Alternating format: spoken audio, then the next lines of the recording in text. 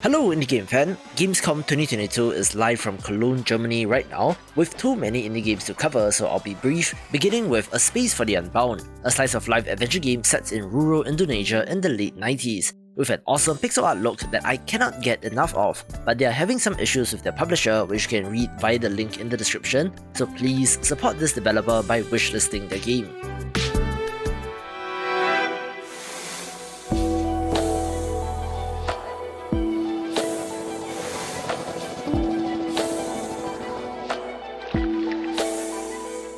I mentioned Airhead a long time ago and have not heard much since then, but apparently this Metroidvania is still slated for release in 2022, where you're manipulating an inflatable head in order to solve puzzles, looking very cleverly designed.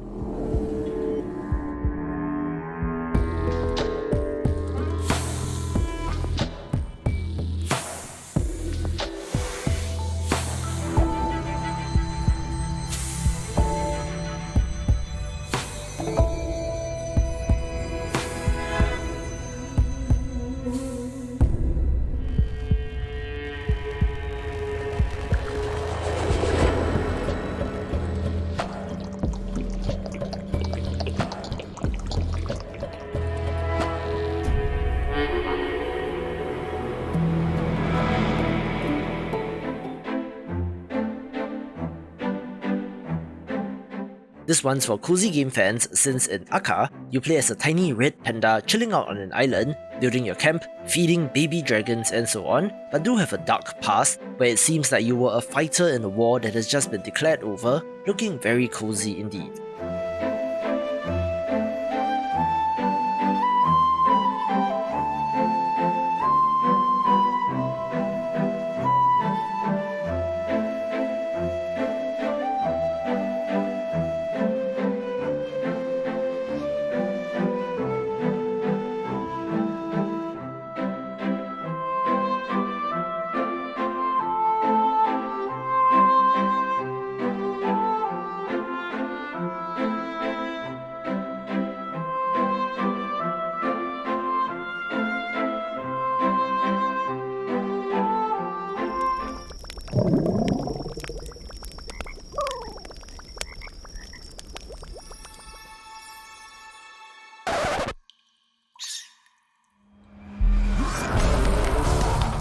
I love my action roguelites, so AK-xolotl is of interest, one where you play as a very hungry creature, hunting down enemies and cooking them into delicious food with a simple but effective pixel art look.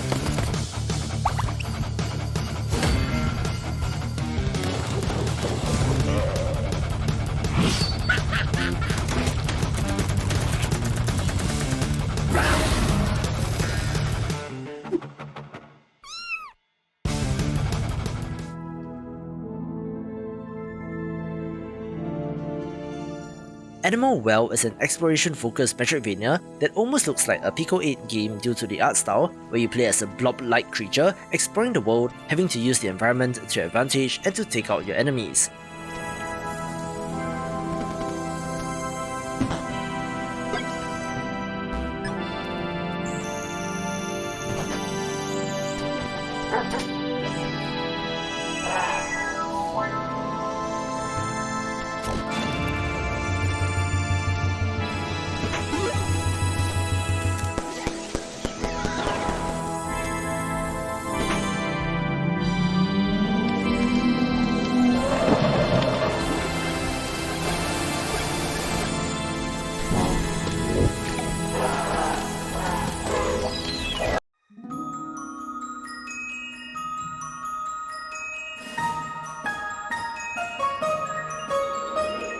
We might be seeing the starts of a new trend of roguelite dice builders with Astrea 6-sided oracles, where think of this as Slay the Spire but with customizable dice and an astrology theme, and you get the idea.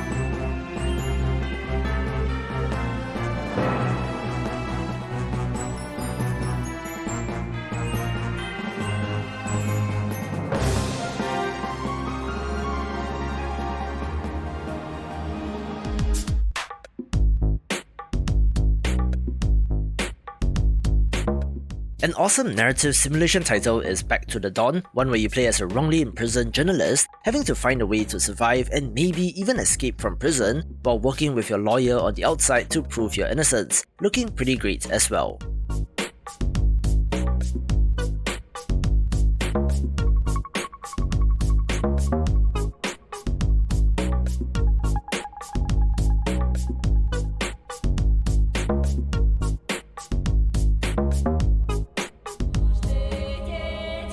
Once upon a time, there were two twin sisters, Zora and Yaga.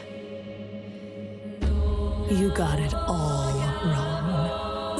Once upon a time, there was a freak with no face. Stop it! You can't hide from Baba, princess.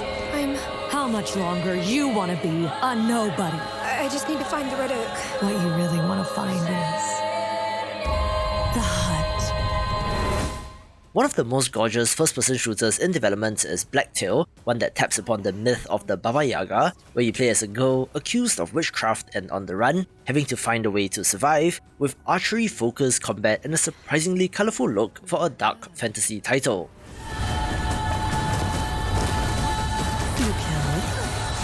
You killed again.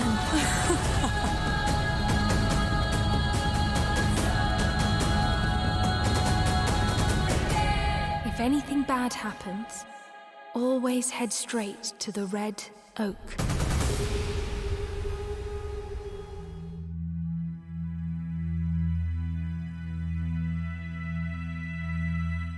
A creepy adventure game is Children of Silentown, set in a village where the disappearances of people is seen as commonplace, where you play as one of the older girls who thinks that she's old enough to look into this, setting up an intriguing central mystery.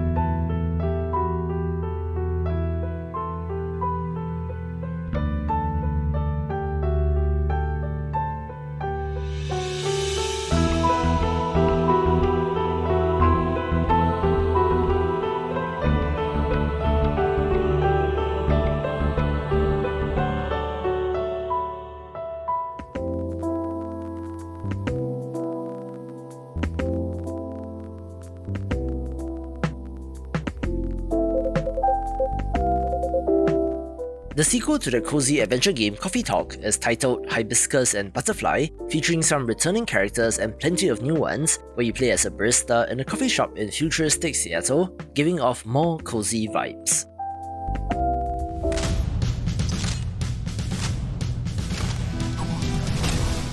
An awesome looking first-person shooter is CULTIC, a boomer shooter with fast-paced action where you're revived from the dead and go on a rampage, fighting your way through the various members of a cult, being my kind of shooty bang bang fun.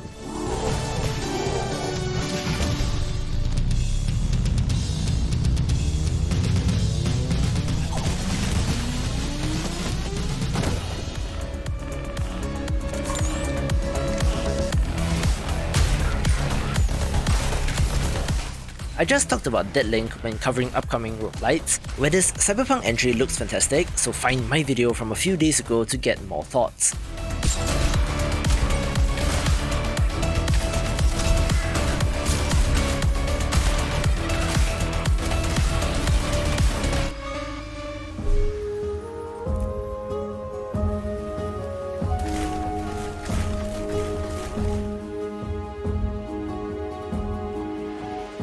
A great looking management survival title is Diluvian Winds, one that has you expanding and building out a lighthouse while adding more members to your community, looking similar to Spiritfarer but less emo and more survival focused.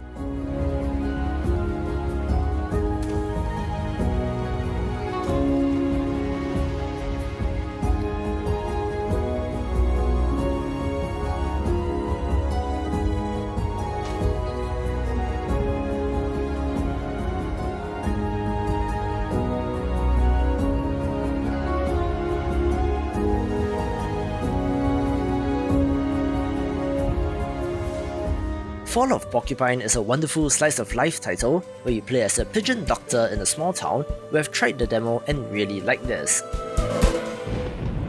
Seems we have another nightmare on our hands. Come on! Step right up! Everything's so sustainable! The musical action-adventure title, Figment to Creed Valley, is a sequel to a cleverly made game, so let's see if the sequel will manage to hit those same highs.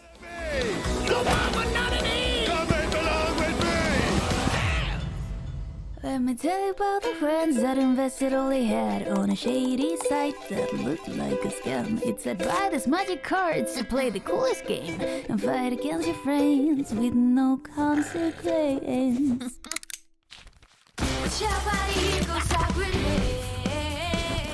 I guess it says something about this channel that we're 15 games in before I even get to a game that I've not covered before, so subscribe to the channel for the best indie games coverage on YouTube. But Friends vs Friends does have an awesome trailer, being a deck builder multiplayer first-person shooter that, cynically, might be taking advantage of the popularity of Neon White, but it looks pretty good, coming to us from the developer of Non-Guns as well.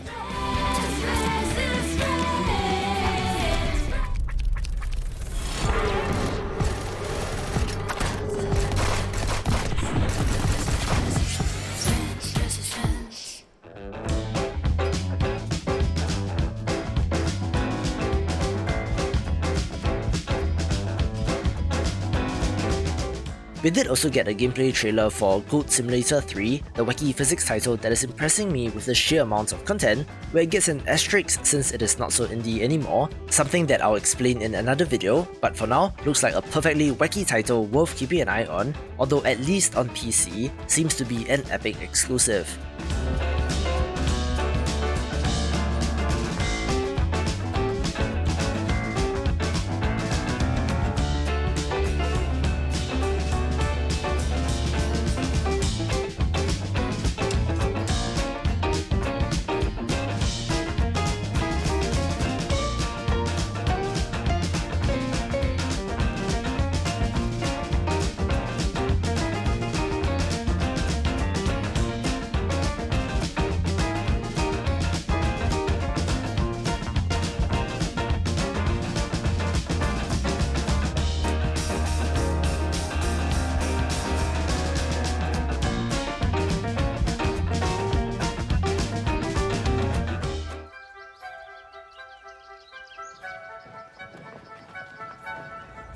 A true goblin wakes up every morning with a... wakes up... with a smile on their face, grateful for yet another day. No chore is too big for a goblin, yet even the simplest action can become a challenge. I was pretty surprised to see Goblins of Elderstone on the Indie Arena booth list, since I've not heard this name in a long time, having covered its early access release way back in 2018, where it is still in early access but looks to be much more polished, being a goblin colony sim that is pretty well designed. By step, moment by moment, our goblin lives through another day.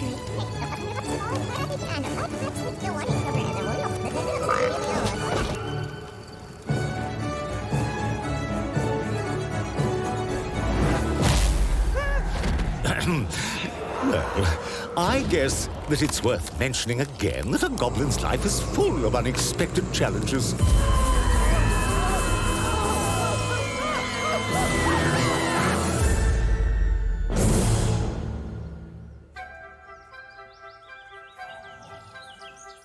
Yet, a true goblin wakes up every morning with a smile on their face. Muriet, once so tranquil and peaceful, is now only a faint shadow of its former self. Power struggles, corruption, and war have brought the country to the very brink of collapse. But there is a new hope. You. I don't usually like voxels, but I think that Hearts of Muriet looks pretty good. A real-time strategy title that has you commanding massive armies and looks to be of interest to fans of the genre. Build sturdy bases. Master powerful spells from different magic schools. Control your workers with ease. Equip troops with better gear, improve their skills, and let them conquer enemy bases.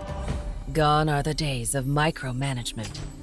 Determine the strategy, attack the enemy, and watch the battles unfold. Your wizard is crucial.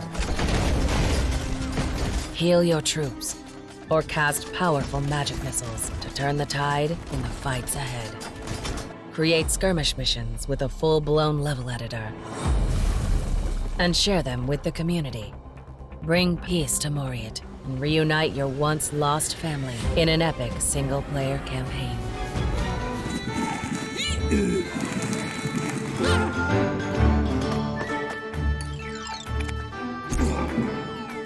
The long-in-development turn-based strategy game, Inkulinati seems to be close to release, having an awesome medieval art style and animals in combat, looking like a great strategy title.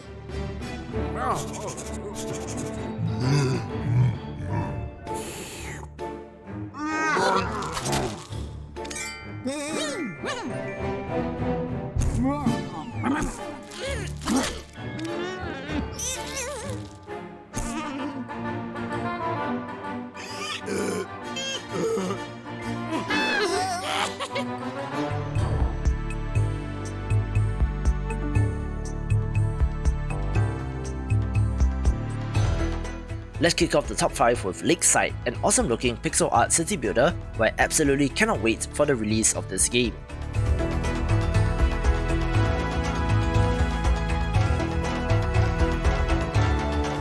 This city is falling apart.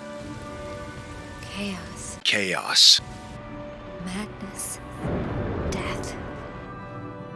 And there might be no going back.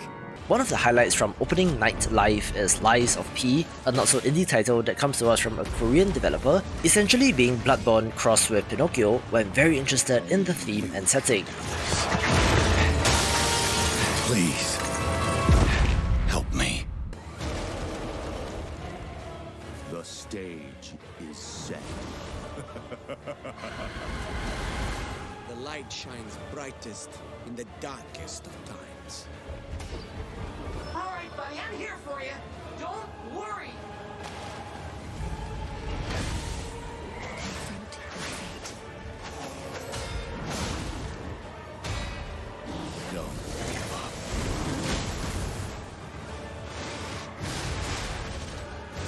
Keep going.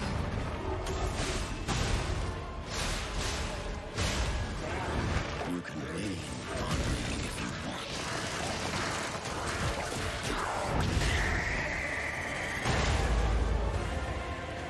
Protect. Fulfill. Toxic atmosphere. Penetrating cold. And terrifying darkness. A fantastic upcoming action RPG is Gatewalkers, one that looks like Diablo but might be more like Tribes of Midgard or V-Rising, adding survival elements into this fantastic looking game. This has been in development for quite a while with no release date in sight, but hopefully being at Gamescom will give them the feedback needed to proceed with development.